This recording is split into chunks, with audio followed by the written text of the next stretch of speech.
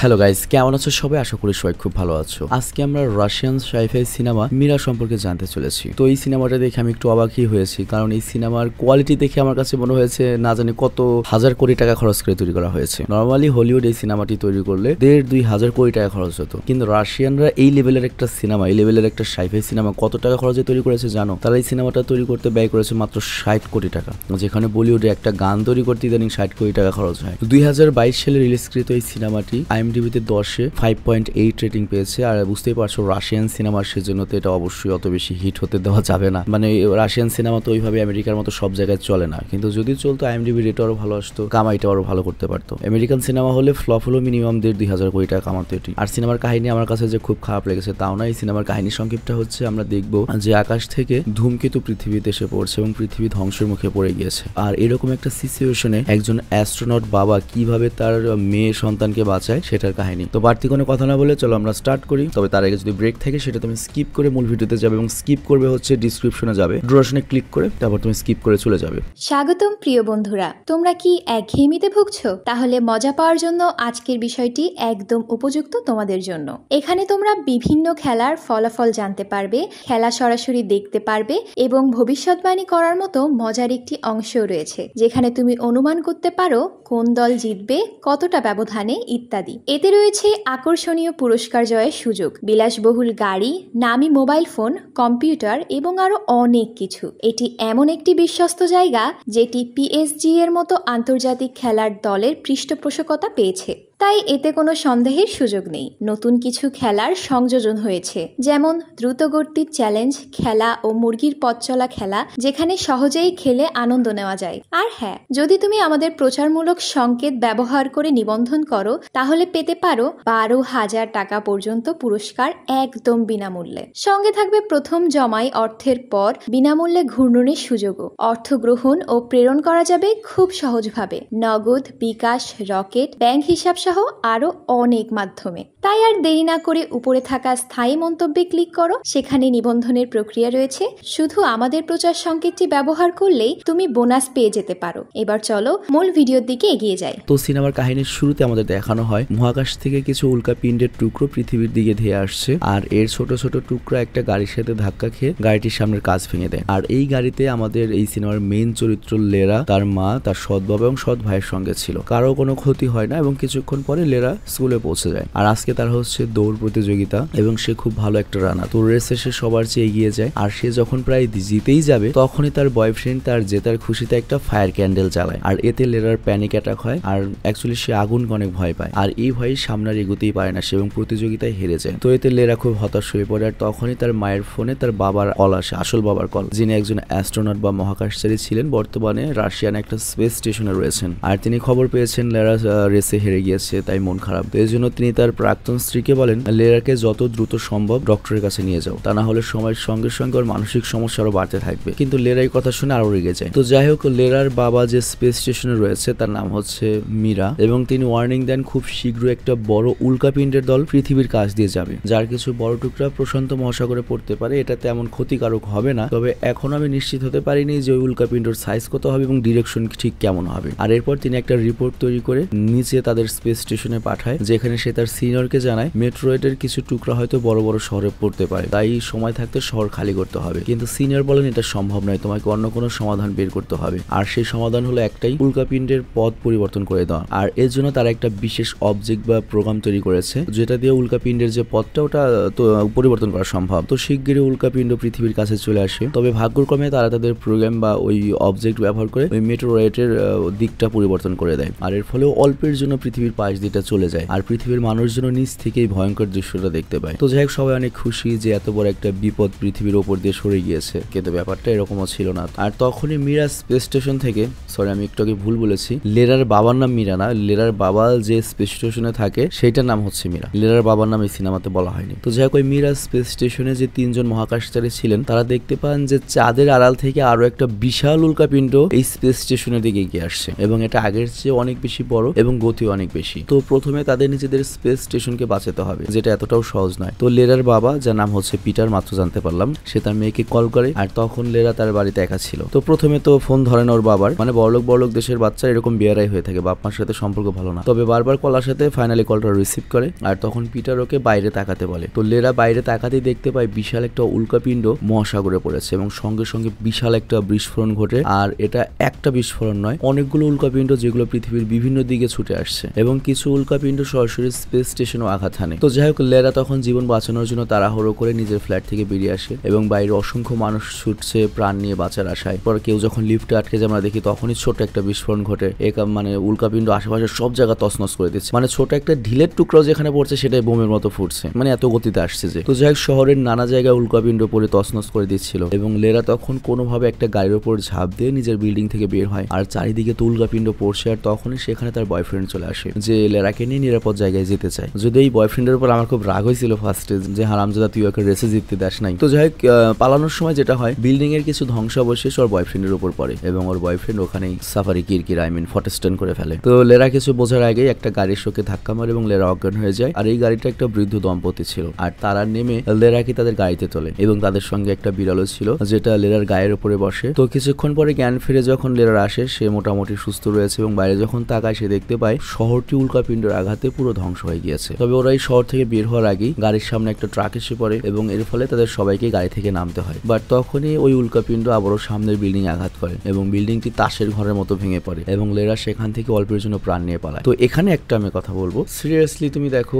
60 কোটি টাকার একটা সিনেমার কোয়ালিটি এরকম কিভাবে হতে পারে? তো এই জিনিসটা আমি আগে থেকেই ফলো করছি, যে রাশিয়ানদের যে সিনেমাগ্রাফির কোয়ালিটি, ভাই ওদের যে ভিএফএক্স কোয়ালিটি জোস লেভেলের। খালি রাশিয়ান বলে মনে করো স্যাংশনের জন্য বড় হতে পারছে না। ওদের সিনেমাগুলো চীন ইন্ডিয়াতে চালানো উচিত, যেহেতু এগুলোর বন্ধু রাষ্ট্র, বা ইরানেও চালানো উচিত। তোরাও সিনেমা তো অনেক উপরে যাবে, এরকম সম্ভাবনা আছে ওদের। হয়তো পুতিন সাহেব যুদ্ধ নিয়ে যতটা সিরিয়াস, বাকি সব ব্যাপার নিয়ে সিরিয়াস না। তো যাই হোক, আমরা গল্পে ফিরে আসি। অন্যদিকে স্পেস স্টেশনে আমরা দেখি লেরার বাবাকে, পিটারকে, মানে ওখানেও তো আঘাত এসেছে তোমার মেটেরয়েডের। তো সে যখন জ্ঞান ফেরে তখন তাকে ওই মিরা স্পেস স্টেশনের যে এআই, সে তাকে জানায় অসংখ্য উল্কাপিণ্ড স্টেশনকে আঘাত করেছে, এই কারণে স্পেস স্টেশন 2 টুকরা হয়ে গিয়েছে এবং তোমার যে বাকি 2 মহাকাশচারী ছিল তাদের খোঁজ নেই, মানে এআইও জানে না। তো তুমি একাই হয়তো বেঁচে রয়েছো। তো পিটার তখন এআইকে জিজ্ঞাসা করে পৃথিবীর কোন জায়গায় সবচেয়ে বেশি প্রভাব পড়বে। তো তখন সে জানতে পারে যে রাশিয়া এবং কাজাকিস্তান টাইপের যে দেশগুলো রয়েছে, মানে ওগুলোকে মনে হয় সেন্ট্রাল ইস্ট এশিয়া বা এরকম কোনো কিছু বলে, আমি শিওর নই, ওইখানেই সর্বাধিক ধ্বংসযজ্ঞ হয়েছে। আর তখনই পিটারের সিনিয়র কল করে জানায় স্পেস স্টেশন সম্পূর্ণরূপে ধ্বংস হয়ে গিয়েছে, তোমাকে খুব দ্রুত সেখান থেকে বেরিয়ে আসতে হবে, কারণ পরবর্তী 3 ঘন্টার মধ্যে পুরো স্পেস স্টেশন ভেঙে পৃথিবীতে পড়বে। কিন্তু পিটার তখন নিজের চিন্তা না করে তার একমাত্র উদ্দেশ্য হচ্ছে তার মেয়েকে বাঁচানো। আর এরপর সে করে কি, মিরা স্পেস স্টেশনের এআই এর মাধ্যমে তার মেয়েকে কল করে। কিন্তু ওদিকে লেরা তো ধ্বংসস্তূপের নিচে অচেতন অবস্থায় ছিল। তবে তারপরেও পিটার করে কি, এর মাধ্যমে ডাইরেক্টর ফোনে কানেক্ট হয়ে যাবে, মানে রিসিভ করা ছাড়াই। আর ওইদিকে লেরা তো ধ্বংসস্তূপের নিচে অচেতন অবস্থায় ছিল। তো পিটার তখন করে কি, লেরার ফোনে কল করে এবং ওই কলটা অটোমেটিক রিসিভ হয়ে যায় এর মাধ্যমে। তো লেরা এখানে ওর বাবার কণ্ঠ শুনতে পায় কিন্তু কল রিসিভ করতে পারে না, মানে কথা বলতে পারে না, একতরফা কথা হচ্ছিল। আর তখন পিটার করে কি, কাছাকাছি থাকা একটা টেডি বিয়ারের সাথে কানেক্টেড হয়, যেটার কি এই টেডি বিয়ার, ওটার সাথে কানেক্টেড হয়ে ওটার ক্যামেরা বসানো ছিল চোখে, ওই সিস্টেমের মাধ্যমে মেয়ের অবস্থা দেখতে পায়। আর তখন পিটার তার মেয়েকে সাহস দেয়, তুমি হার মানতে পারবে না, তোমাকে এখান থেকে বেঁচে বেরিয়ে আসতে হবে। আর ঠিক তখনই বাইরে একটা কুকুরের শব্দ শোনা যায়, তার মানে এখানে একটা রেস্কিউ টিম পৌঁছে গিয়েছে এবং সেই দলের একজন ভেতরে ঢুকে লেরাকে উদ্ধার করে। আর সে লেরাকে বলে, এখান থেকে সোজা তোমাকে সামনে যেতে হবে, যেখানে আর্মির শেল্টার রয়েছে, তোমার চিকিৎসা করা হবে। তো এরপর পিটার করে কি, তার প্রাক্তন স্ত্রীকে কল করে। আর তখন সে তার নিজের স্বামীর সাথে রেস্কিউ সেন্টারে ছিল। তো লেরাও ফোনে যুক্ত হয় এবং সে জানতে চায় তার ছোট ভাই কোথায়। আর তার মা যেন তো স্কুলে গিয়েছিল। আর এখানে লক্ষ্য, যদিও স্কুলের সকল বাচ্চাদের উদ্ধার করা হয়েছে কিন্তু ওর ভাইয়ের খোঁজ পাওয়া যায়নি। আর তখন লেরার মনে পড়ে তার ভাই তাকে বলেছিল আজকে সে স্কুল পালিয়ে বিল্ডিং এর ছাদে উঠে উল্কাপিণ্ডর ভিডিও তুলবে। তো লীরা তখনই ঠিক করে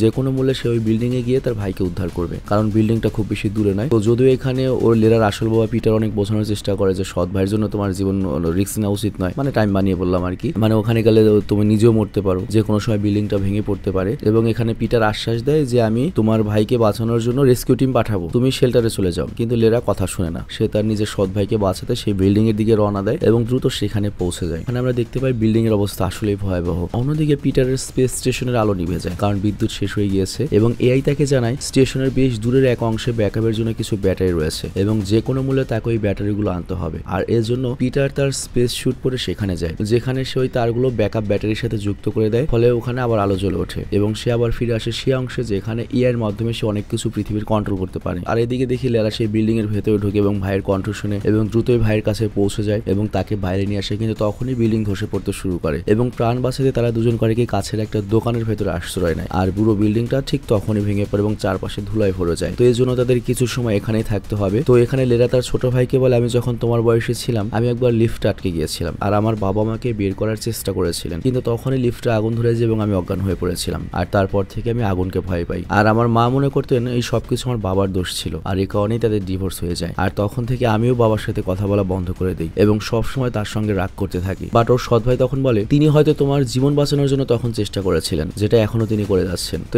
এরপর তারা দুজনেই সেখান থেকে বাইরে বেরিয়ে আসে। চারপাশ তো ধুলায় আটকে গিয়েছে, তারা কিছুই বুঝতে পারছিল না, এটাও বুঝতে পারছিল না কোন দিকে যাওয়া উচিত। বা তখনই একটা গাড়ির হর্ন বাজতে শুরু করে এবং তাদের মনে হয় গাড়িতে কেউ না কেউ আছে, কিন্তু গাড়ির কাছে গেলেই তারা দেখতে পায় সামনে আরেকটা গাড়ির হর্ন বেজে ওঠে। তো লেরা তখন বুঝতে পারে এই গাড়িগুলোর যে অটোমেটিক সিস্টেম রয়েছে এইটা ওর বাবা এআই দিয়ে কন্ট্রোল করে নিয়ন্ত্রণ করছে। মানে ওপরের স্পেস স্টেশন থেকে এআই এর সাহায্যে তিনি নিচের সকল সিস্টেম নিয়ন্ত্রণ করে মেয়েকে বাইরে যাওয়ার সঠিক পথ দেখাচ্ছেন। তো এরপর লেরা করে কি একটা ক্যামেরার দিকে তাকিয়ে তার বাবাকে ধন্যবাদ জানায়, কারণ সে জানে তার বাবা ওই ক্যামেরার মাধ্যমে তাকে দেখতে পাচ্ছে। তো এরপর লেরা করে কি ইশারাগুলো অনুসরণ করে এবং একটা মিলিটারি ক্যাম্পে পৌঁছে যায়, যেখানে সেনারা সাধারণ মানুষকে উদ্ধার করছে। তো লেরার ভাই তো অনেক বেশি আহত অবস্থায় ছিল, আর সে এক আর্মি অফিসারের কাছে গিয়ে রিকোয়েস্ট করে আমার ভাইকে প্লিজ হেলিকপ্টারে করে নিয়ে যান, ওর অবস্থা খুবই খারাপ, ওর দ্রুত চিকিৎসা লাগবে। বাট অফিসার জানায় হেলিকপ্টার আগে থেকে ওভারলোড হয়ে গিয়েছে, এখন আর কাউকে নেওয়া সম্ভব নয়। আর ঠিক তখনই ওখান থেকে বেরিয়ে আসে লেরার বয়ফ্রেন্ড, যে পুরোপুরি মোটামুটি সুস্থ রয়েছে এবং সে অফিসারকে বলে আমার জায়গায় আপনি লেরার ভাইকে আমার শালাকে নিয়ে যান, এবং সে নিজে নেমে আসে। মানে লেরার বয়ফ্রেন্ডের উপর তোমাদের যে রাগটা ছিল সেটা আশা করি এখন আর নেই। তো এইভাবে লেরার ভাইকে লেরার বয়ফ্রেন্ড নিরাপদ জায়গায় পাঠানোর ব্যবস্থা করে। আর অন্যদিকে আমরা দেখতে পাই পিটারের এআই তাকে জানায় লেরা যেখানে আছে তার কাছেই সমুদ্রের মাঝে একটা বিশাল জাহাজ রয়েছে, যেটার মধ্যে একটা বড় বিস্ফোরণ ঘটতে চলেছে এবং সেখানে যদি বিস্ফোরণ ঘটে অর্ধেক শহর একদম ধ্বংস হয়ে যাবে। আর ওই সময় পিটারের সিনিয়র তাকে কল করে ধমক দেয় যে তোমার এতক্ষণ ওখান থেকে বেরিয়ে আসা উচিত ছিল, স্পেস স্টেশনটা ধ্বংস হয়ে যাবে। বাট পিটার উত্তর দেয় আমি আমার মেয়েকে বাঁচাতে চাই, কারণ তার কাছাকাছি একটা বিশাল জাহাজে বিস্ফোরণ হতে যাচ্ছে, আমাকে কিছু একটা করতে হবে, আপনাদেরও কিছু একটা করতে হবে। বাট সিনিয়র তখন বলে আমরা এখন কিছুই করতে পারবো না, এখন ইয়ান অফসি নিজে বাঁচো নিজে বাঁচো। তো পিটার তখন তার মেয়ের বয়ফ্রেন্ডের ফোনে কল করে এবং তাদের দুজনকে জানায় যত দ্রুত সম্ভব এই শহর ছেড়ে পালাও, পাশে যে জাহাজটা রয়েছে বিশাল বিস্ফোরণ ঘটতে চলেছে, আর আমি ওটাকে নিয়ন্ত্রণ করতে পারবো না, কারণ ওটা অনেক পুরনো এবং আমাদের এআই সিস্টেমের সাথে যুক্ত হওয়া সম্ভব নয়, সব অ্যানালগ ডিজিটাল বলে কিছু নেই। তো লেরা তখন ঠিক করে সে ওই জাহাজে যাবে এবং এই বিস্ফোরণটা আটকাবে, যাতে এখানে যত শহরের মানুষ রয়েছে যারা এখান থেকে পালাতে পারছে না তাদের জীবন বাঁচানো যায়। বাট পিটার এটা করতে কঠোরভাবে তার মেয়েকে নিষেধ করে এবং বলে তুমি এখান থেকে পালিয়ে যাও। বাট লেরা তখন রেগে যায় এবং ওর বাবাকে বলে তুমি আমাকে ঠিক সেভাবে পালাতে বলছো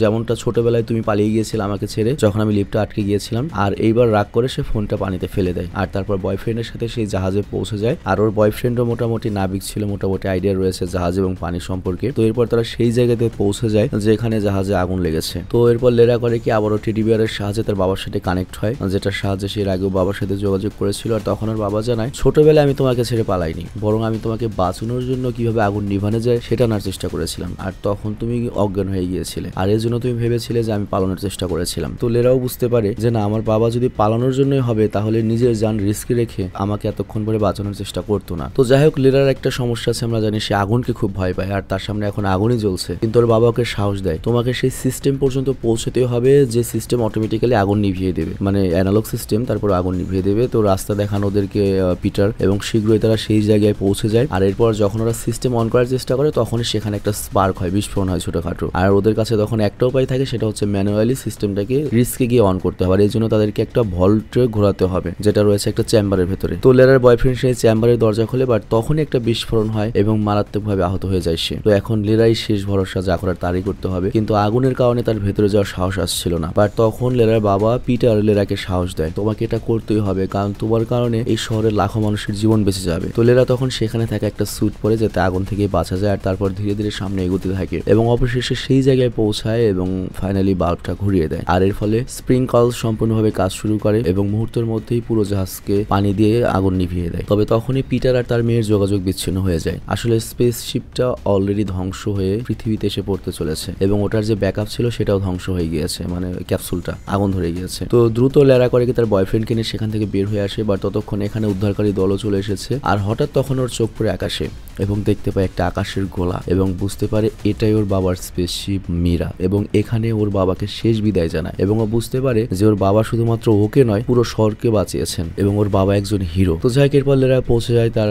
সৎমা এবং বাবা যেখানে ছিল এবং সে তার মাকে জানায় আমার বাবা আর এই পৃথিবীতে নেই, তবে তিনি একজন মহান মানুষ ছিলেন, তিনি একটা হিরো ছিলেন। তো আর এখানে লরা তার বর্তমান যে সৎ বাবা রয়েছে তার সাথে যে একটা ডিস্টেন্স ছিল সেটাও ঠিক করে ফেলেন। আর ওর ভাইও মোটামুটি এখন বিপদ মুক্ত, যার সাথে আগে মোটেও ভালো সম্পর্ক ছিল না এখন আপন ভাইয়ের মতোই ট্রিট করছে। আর তারপর সেই বুড়ো দম্পতির সাথে দেখা হয় যারা ওর জীবন বাঁচিয়েছিল। আর লেরার মনে যে আগুনের ভয় ছিল এবং নিজের বাবাকে নিয়ে যে একটা ভুল ধারণা ছিল সেটা দূর হয়ে গিয়েছে এবং আজকে একটা নতুন লেরার জন্ম হয়েছে। তো যাই হোক, আর যে বাবাকে সে একসময় ঘৃণা করতো সেই বাবাকে নিয়ে আজকে সে অনেক গর্ব করে, কারণ তার বাবা নিজের জীবন উৎসর্গ করে শুধুমাত্র তার নিজের মেয়েকে নয় পুরো শহরকেই বাঁচিয়ে গিয়েছে এবং তার বাবা বর্তমানে রাশিয়ার একটা জাতীয় হিরো। আর এখানেই এই সিনেমাটি শেষ হয়ে যায়। তো যাই হোক, আমি জানি না তোমাদের কাছে সিনেমাটি কেমন লেগেছে, বাট সিনেমার অ্যাকচুয়াল যে কোয়ালিটি, রাশিয়ান সিনেমার কাহিনী জেনারেলি বেশিরভাগ ক্ষেত্রে ভালো হয় না, কিন্তু ভিএফএক্স কোয়ালিটি নির্মাণ শৈলী একবারে হলিউডের মতো টপ নচ হয়। কিন্তু এই সিনেমা আমার কাছে মোটামুটি সব দিক দিয়ে ভালো লাগছে। মানে এরকম একটা ডিজাস্টার সিনেমা এর চার কি হতে পারে, ইমোশন রয়েছে, ট্র্যাজেডি রয়েছে, রোমান্টিকতা রয়েছে, না রোমান্টিকতা নাই। তো যাই হোক, কমেন্ট অবশ্যই জানাবে। আর আমার কাছে টাকা থাকলে আমি তো ভাই কি করতাম, রাশিয়ান তোমার কি বলে রাশিয়ান ডিরেক্টর ভাড়া করে, রাশিয়ান তারপর তোমার এডিটর ভাড়া করে বুঝছো বাংলাদেশে এনে সিনেমা বানাইতাম, অটোমেটিক ওয়ার্ল্ড ক্লাস সিনেমা তৈরি হবে। তো যাই হোক, আমি বিদায় নিচ্ছি, টেক কেয়ার, বাই।